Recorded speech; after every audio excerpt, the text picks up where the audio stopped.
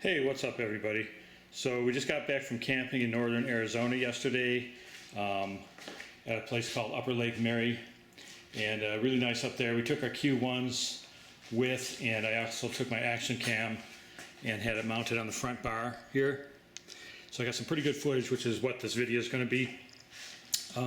So we did a lot of riding up there, a lot of loose gravel, rough roads, and in particular we found there's a paved trail that goes from the campground we were at down to the lake.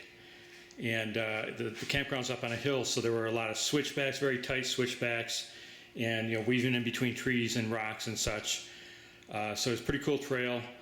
Anyway, I did this video. We rode all the way down this trail and then back up.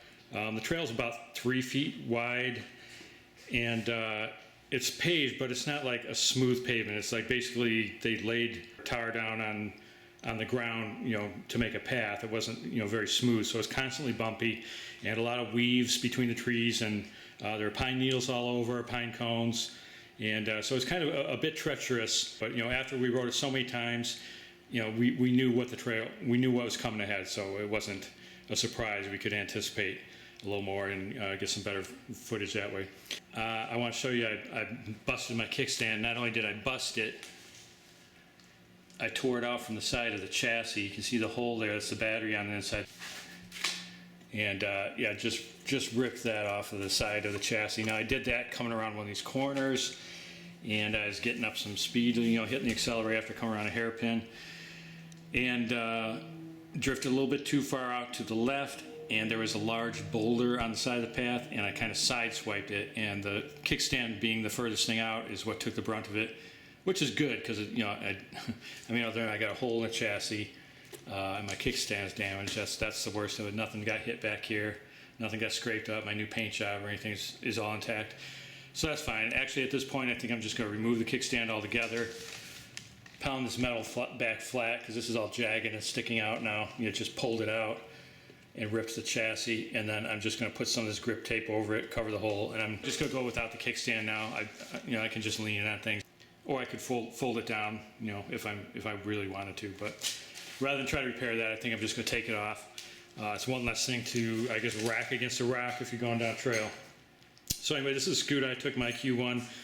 My other scooter is a Q Power, which I fixed up and made real nice. I consider that my good scooter, so to speak, though I really love this Q1, especially now I got this new controller in there. This thing performs excellent. And also the braking, I've mentioned in the video I did on that controller, the electronic braking, the motor braking of this controller is insanely good. Man, I'll tell you what, coming down that hill, and as many times as we did that through the switchbacks, and I was trying to pick up speed before I hit the next slowdown point, this motor braking is exceptional with this controller. And I can't say it enough. You can start just slightly hitting the brake levers. As soon as it hits that brake sense, you just hear the motor wind down, hardly using any brake pads at all. Even coming down those hills, the motor is doing most of the braking for me.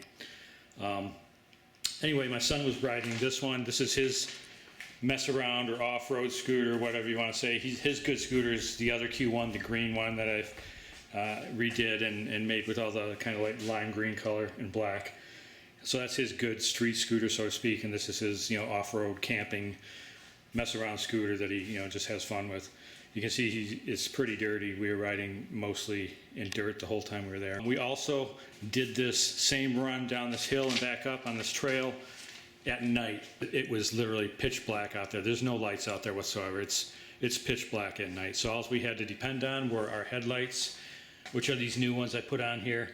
These things are awesome. You'll see, I'm going to actually upload that night ride as well, but in a separate video from this one. You'll see in that one how good these lights are. These things are incredibly good. No problem seeing it all. Okay, that's enough talking for now. Here's the video. Take care, guys.